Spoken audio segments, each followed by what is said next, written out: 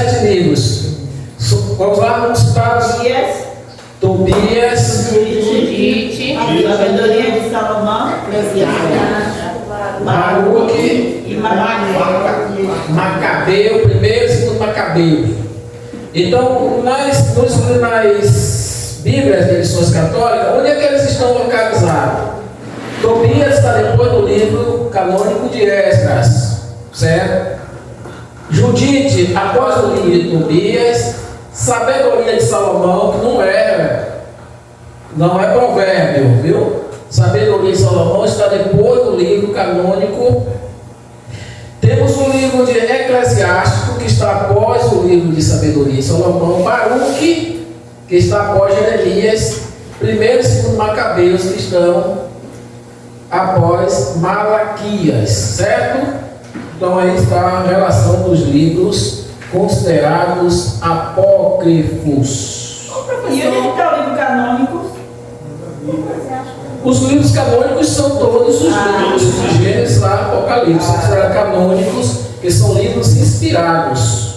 Os apócrifos são livros espúrios, aqueles que não foram inspirados, conforme nós falamos, que foram escritos no período interbíblico, onde não há. Porque esses livros são considerados apócrifos? Não é a igreja, não são os evangélicos que consideram esses livros apócrifos. Esses livros eles passaram por um concílio, eles passaram por avaliações. Esses livros eles nunca fizeram parte dos canônicos hebraicos. Eles nunca foram citados no Novo Testamento. Então são livros que eles não são citados no Novo Testamento. Então você, por exemplo, você vai lá para Hebreus capítulo 11, você vai encontrar vários personagens e você sabe quais referências bíblicas do Antigo Testamento eles estão. Quando Jesus fala em Mateus capítulo 4, está escrito: não só de pão viverá o homem, está lá nos livros do Pentateuco. Quando Satanás fala, porque está escrito, aos teus anjos darás ordem ao teu respeito, está lá em qual divisão dos livros? Nos livros poéticos, no livro de Salmos. Então, as citações dos livros do Novo Testamento, elas têm referência nos livros do Antigo Testamento. Então não há nenhuma citação desses livros, chamados livros apócrifos, não há nenhuma citação, Jesus nunca citou esses livros. Eles também não reclamam a inspiração divina. Eles contêm erros históricos, geográficos, cronológicos, ensinam e apoiam doutrinas que são contrárias às Escrituras. O seu nível espiritual e o seu nível moral deixa muito a desejar. Por exemplo, Tobias capítulo 12, versículo 8 e versículo 9 está escrito: é boa a oração acompanhada de jejum, da esmola vale mais do que juntar tesouros de ouro, porque a esmola livra da morte eterna. A esmola é a que apaga o pecado e faz encontrar a misericórdia e a vida. Então aí está a doutrina do purgatório. Você está entendendo? Então está nesse livro. Então está botando a esmola mais importante do que a oração, do que a intercessão. No livro de Eclesiásticos, que não é Eclesiástico, é o livro Eclesiástico, capítulo 3, versículo 33 diz: a água apaga o fogo ardente e a esmola resiste aos pecados. A salvação por obras destrói todo o valor da obra vicária de Cristo. Olha, a salvação por obra destrói todo o valor da obra vicária de Cristo em favor do pecador. Se caridade e boas obras limpam nossos pecados, nós não precisamos mais do sangue de Jesus. É por isso que os espíritas fazem obra de caridade, porque para eles... Estão entendendo? Então por isso que esses livros eles não podem ser aceitos como livro canônico. Então existe o ensinamento de que se você jogasse uma moedinha no purgatório, no gasofilácio, cada moeda que era jogada no gasofilácio era uma alma que era tirada do purgatório. E então a Bíblia diz que é através do sangue. Por isso que Lutero, nas suas nas suas 72 teses, ele colocou lá: somente pela graça, somente pela Bíblia, né? Somente pela fé, são as solas, né? Então nós precisamos entender isso aqui. São heresias. Então, se você pegar, baixar na internet, botar lá Bíblia online, Bíblia de edição católica, Bíblia Ave Maria, você vai lá nesse livro, você vai encontrar. Se você comprar qualquer Bíblia de edição católica, ela tem isso aí. Então, o nosso ensino não é contra a igreja, né?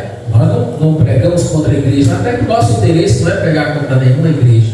O nosso ensino é pregar contra as heresias que são ensinadas na igreja, certo? É bom lembrar isso aqui. São heresias. O que são heresias? O que é uma heresia? Aquilo que não foi inspirado por Deus.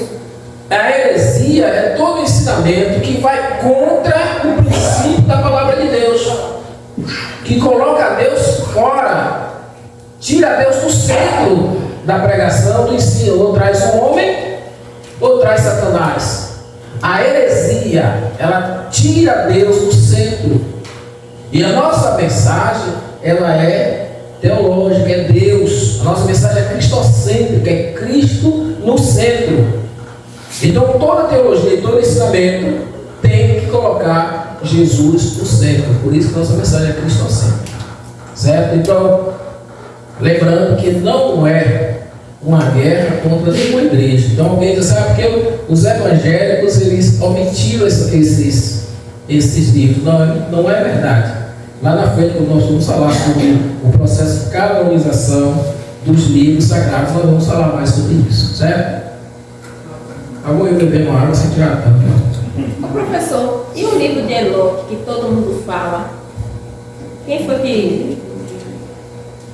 Eu já ouvi falar muito do livro de Enoque. Paulo disse uma certa vez: conta demais coisas. Não, eu queria saber da igreja católica também. Nós vamos tratar isso aqui lá na frente.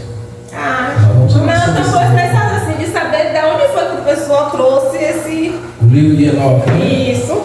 Também é um livro que é considerado espúrio. É um dos acréscimos dos livros apócrifos. Tem lá também Mel e o Dragão, tem o Canto de Diana, tem outros livros apócrifos. Na Bíblia Católica. Não, na Bíblia Católica tem esses 7, mas existiam outros livros também considerados apócrifos, que nem eles aceitaram. Que tiver esses aqui são os que a Bíblia Católica aceitou no cânon dela. Isso. No cânon dela. Mas existem outros que nem a Igreja Católica aceitou. Nem eles aceitaram. Eu não tinha. Então o cânon do meu irmão. Então os pais da igreja que eram eruditos, conhecedores das escrituras, eles iam analisar a linguagem literária, o lugar onde foi escrito, a forma como foi escrito, o tempo, a localização, o conteúdo, para ver se realmente não tinha heresias. Então, por que os livros que eram apócrifos não foram aprovados? Porque eles tinham heresias, eles iam de encontro àquilo que os apóstolos ensinaram, aquilo que Jesus ensinou, aquilo que os pais da igreja estavam defendendo. Então, digamos aqui, que eu quero ser membro dessa igreja. Eu saio da denominação onde eu estou e eu venho para aqui. O pastor que a partir de hoje eu quero congregar aqui. Então ela vai chamar e vai. O pastor Isaías, o que é que o senhor crê? Em que é que o senhor prega? Porque eu lhe conheço como professor, mas eu tenho que conhecer porque eu vou colocar o senhor no seio. Eu vou receber o senhor aqui. Então eu digo, pastor Cristiano, eu creio que o homem pode casar com o outro, não tem nenhum problema. Aí a senhora vai analisar e vai dizer, tá bom, professor. Tchau. Mas ela vai vir como membro ou ela vai vincular com o pastor? É isso. Então ela vai analisar. Ela vai analisar se o que eu estou ensinando, o que eu creio, o que eu escrevi, está em consonância com a palavra e em consonância com aquilo que os mestres conhecedores da palavra entendem como sendo genuíno, como sendo inspirado. E eu vou completar. Então os livros eles tinham esse processo, eles tinham esse critério. Eles eram analisados para ver se realmente tinha autenticidade, se aquilo que estava escrito. Por exemplo, O livro de Hebreus não é assim, por enquanto não vamos aceitar, porque o livro de Hebreus não diz qual é o seu autor. Mas o livro de Hebreus fala, antigamente Deus falou antigamente de várias maneiras, de várias formas, através dos profetas, através de sonho, agora fala através de Jesus. No capítulo 11, aí você vai encontrar o livro de Hebreus, falando dos heróis da fé. Aí fala de Abraão, fala de Jacó, fala de Rabi, fala de Isaac. Então, só porque não diz quem é o autor, eu vou desprezar o conteúdo? Não. Então é mais ou menos isso. Então, não, agora vamos lá, você vem trazendo heresias, então eles precisavam olhar se não tinha algo que estava ali embutido, que estava nos apócrifos, que não era inspirado, que ia contra essa doutrina, aquilo que eles aprenderam de Jesus e dos apóstolos. Então, esses eram alguns dos critérios. Então, observava isso. Então, não passou no crivo, não vai. Então, observe que todos os livros do Novo Testamento, todos eles foram considerados canônicos. Mas depois de estudar, os estudiosos atribuem esse livro a Paulo, não foi? Existem alguns teólogos que dizem que foi Paulo por causa da linguagem literária, a forma como ele se expressa. Então, alguns textos eles têm são muito parecidos com outras cartas que Paulo escreveu, mas não deixa claro. E a gente não pode afirmar que é Paulo, porque a gente só tem conjecturas, né? Eu lendo, eu sempre achei que era parecido com o que Paulo escrevia. Mas parece ser Paulo, não pode dizer que é. A gente não pode afirmar que é. É. Lógico. Você lê no livro do outro, você E esses pais da igreja que davam o crivo eram os bispos, eram os padres, essas coisas deles? Os pais da igreja foram aqueles que defenderam essa doutrina a partir do momento em que a igreja é fundada. Não, sim, mas eu falo assim, quem, quando esses livros passavam assim, por esses processos, quem falava assim que é esse ou que é esse, era quem? Era um concílio, não era um só. Então tinha um concílio e aquele concílio é como se fosse um tribunal. Eles iam analisar. Mas é da igreja católica? Não. Não, os pais da igreja são aqueles que deram sequência à igreja em Jerusalém. Depois da morte dos apóstolos. Depois da morte dos apóstolos. Aí tem Origem, tem Irineu, tem muitos outros pais que eram considerados os pais da igreja. Por que pais? Porque eram aqueles que estavam dando sequência, estavam cuidando da igreja após a morte dos apóstolos. Então eram eles que iam estudando e eles davam o aval. E era um conselho, por isso fala concílio. Era um conselho de homens eruditos, conhecedores da palavra. Não era uma decisão, não era uma decisão unilateral. Era uma decisão sempre em é que os conselhos. pronúncias. Certo. Alguma pergunta mais? O senhor acha que um livro desse leva quanto tempo? Para dar hoje? Ó, Para mim, eu o reconhecimento. levava uns 10 anos. Olha, o reconhecimento final acontece no ano 397 depois de Cristo. Demorou. Então você sabe que no ano 70 a igreja ainda estava caminhando. Então levou aí no mínimo aí 2 séculos. Claro que tinha que ser algo que tinha que estar seguro, não podia ser coisa assim, passou e já vai, tinha que analisar. Mas isso não impediu a igreja de ser ensinada. Esses livros que eles eram analisados, eles eram colocados para análise, eles levaram tempo, não os originais, porque eles tinham medo de alguém, alguém pegasse, deteriorasse, escrevesse de forma equivocada. Então eles pegavam, escreviam, deixavam tudo prontinho e eles queimaram. Então os originais hoje, eles não existem mais. Eles não existem. Os manuscritos mais recém encontrados são chamados manuscritos do Mar Morto. Os manuscritos de Quinha, o Cura, né? Eu tenho dificuldade de falar hebraico. Então esses manuscritos são os mais recentes, os que vocês vão pesquisar, vocês vão trazer, certo? Então os manuscritos da Bíblia, como é que chegou até nós? Os manuscritos são o que? São rolos ou livros da antiga literatura, escritos à mão. Vendo aí, eu falei para vocês? Por isso que é manuscrito. escrito à mão. Era um nível de dificuldade muito grande. Existem cerca de 4.000 manuscritos da Bíblia. Existem cerca de 4.000 manuscritos da Bíblia preparados entre os séculos 2 e o século 15. Os manuscritos eles poderiam ser em códices ou rolos. Nós mostramos aqui a vocês os códices, que é parecido com o livro, que nós temos, é o mais próximo de um livro, e o rolo, que é aqueles que eu mostrei para vocês. Que eram feitos de pergaminho, inicialmente era feito de papiro e pergaminho. Os manuscritos, a maioria dos manuscritos eles foram escritos já em pergaminho. Então, os manuscritos em formato de livro eram feitos de pergaminho. As folhas normalmente com 60 a 65 centímetros de altura, por 55 de largura. Ele começou a ser usado no século II. O rolo poderia ser de quê? De papiro ou pergaminho. Ele era preso a 2 cabos de madeira para facilitar o manuseio durante a leitura. Lembra? Nós mostramos ali a foto. Então ele era preso a 2 cabos de madeira para facilitar. Então observe, irmãos, a dificuldade que era para escrever, a dificuldade que era para manusear, para transportar esses manuscritos, esses rolos.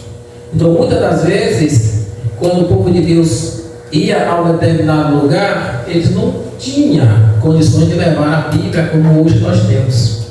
Hoje nós temos Bíblia de todos os tamanhos, temos Bíblia no aplicativo, todas as versões, e aplicando a nossa vida, muitas das vezes nós desprezamos. Eu queria deixar aqui uma palavra de conscientização para todos nós. O judeu, o jovem judeu, o menino judeu, com 7 anos de idade, ele já sabe quase todo o Pentateuco. Ele já sabe citar e já lê. Os judeus, as suas leituras, seu principal livro de leitura era a Taná, é a Bíblia. Quando um menino judeu começa a falar, a mãe já ensina ele a falar o nome de Jeová, o nome de Deus. Ele já é ensinado.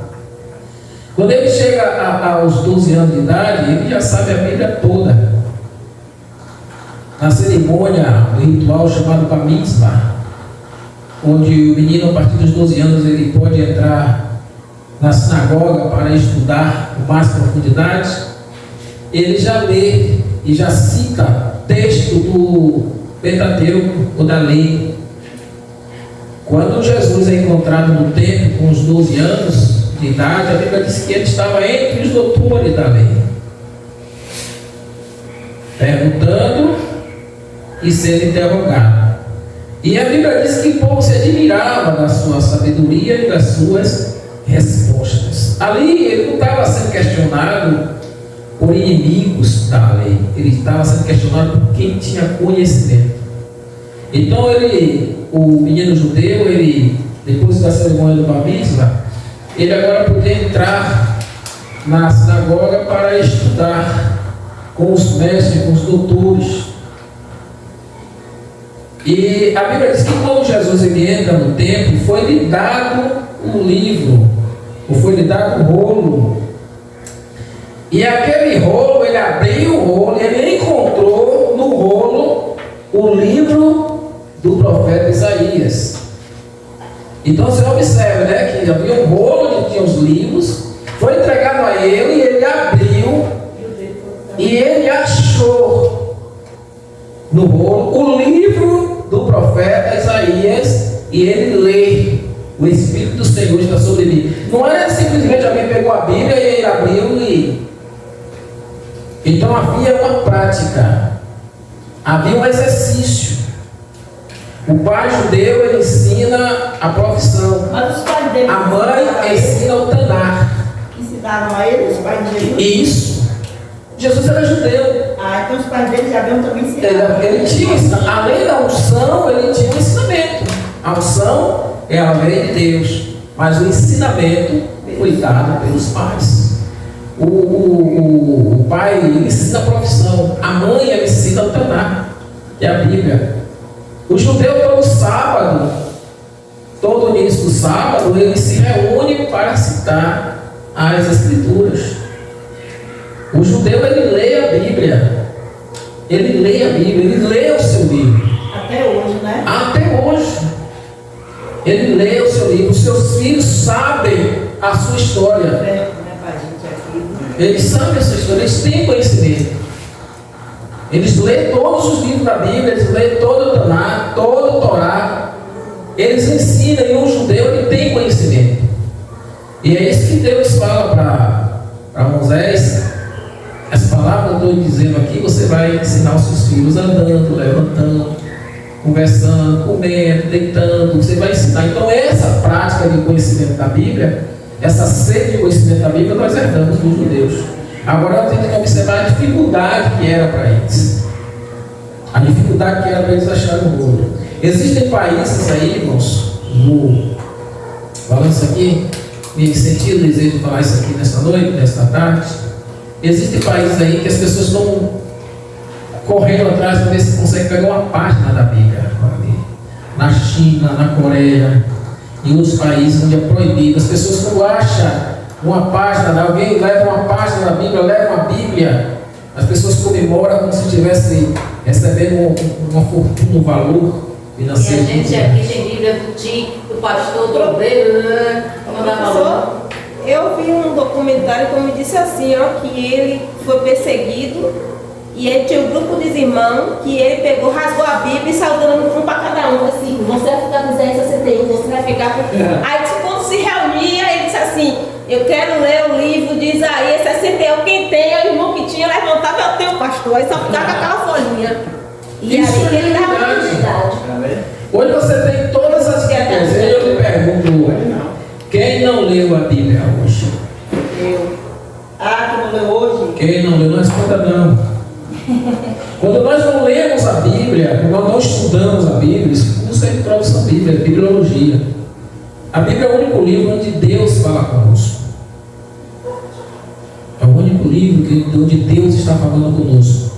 E nós só temos uma forma de falar com Deus que é orando. Quando nós não oramos, nós não falamos com o nosso melhor amigo. Quando nós não lemos ou nós não estudamos a Bíblia, nós não ouvimos a voz do nosso melhor amigo. E quando nós não estudamos a palavra, nós nos tornamos presa fáceis das heresias, dos nossos profetas, dos inimigos da palavra. E o crente precisa ter conhecimento da palavra de Deus. Então, esses manuscritos, eles chegaram até nós, foi com muito trabalho. Eles foram preservados, muitos deles foram destruídos, muitos livros, muitas Bíblias foram queimadas. E hoje nós temos a Bíblia na nossa mão. Eu amo a Bíblia no celular, eu tenho a Bíblia no celular, tenho no computador, mas eu aconselho aos senhores, fechando aqui, não substitua nada pelo livro. Manuscrito por Deus está aqui. Manusear a palavra de Deus é uma virtude de quem lê. A Bíblia diz em 2 Timóteo 2,15, né? Procura apresentar-te a Deus como ovelha aprovado, que sabe manejar. Alunos meus, eu sempre digo a eles, vocês têm 30 segundos para achar qualquer texto bíblico. Aluno da escola, seja escola bíblica, seja escola sabatina, seja escola de estudo, tem o máximo tempo que você deve levar para achar o versículo é 30 segundos. Se você não exercitar, você vai ter dificuldade. Então exercite. Estude a palavra, leia a palavra, examine a palavra, que você vai precisar. Nós estamos vivendo um ataque à palavra de Deus. Nós estamos vendo ataques, nós estamos vendo a um projeto de destruição da palavra de Deus. A Bíblia foi queimada por várias vezes. O Coliseu de Roma autorizou queimar crente e queimar Bíblias. Calígula queimou crente e queimou Bíblia. Antigo Epifânio queimou crente e queimou Bíblia. Nero queimou crente e queimou Bíblia. No ano 70, as Bíblias foram queimadas, o povo de Deus foi destruído. Nero destruiu Roma, botou a culpa nos cristãos, queimou cristão, matou cristãos, queimou a Bíblia. E por que esse livro sobrevive? Aquilo que nós falamos no início da aula.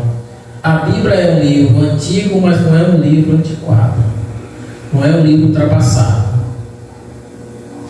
A Bíblia, ela não foi usada, ela foi criada para nós colocar numa estante. Ela foi criada para nós colocar no nosso coração e estudarmos a palavra. Nada substitui a palavra de Deus. Tudo que nós precisamos está aqui.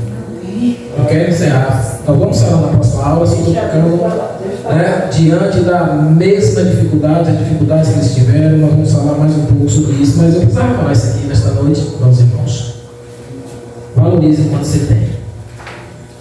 Nós estamos vivendo aí, estamos na eminência de não podermos abrir esse livro santo e ler e nem acreditar. Na próxima aula vamos falar sobre as Bíblias fakes que já existem por aí. Há um projeto de reatualizar, readequar a Bíblia aos modos viventes dessa era que nós estamos vivendo, dessa geração corrompida, perversa, onde a Bíblia diz que nós devemos brilhar como astros no mundo. Estude a Bíblia. A Bíblia não é ultrapassada. A Bíblia é o livro mais atual que existe. Como disse Billy Graham, a Bíblia está mais atual do que o Jornal da Manhã. Então, queridos, que Deus abençoe, pastora Cristiane. Vamos encerrar aqui e nós vamos falar na próxima aula, ainda dando sequência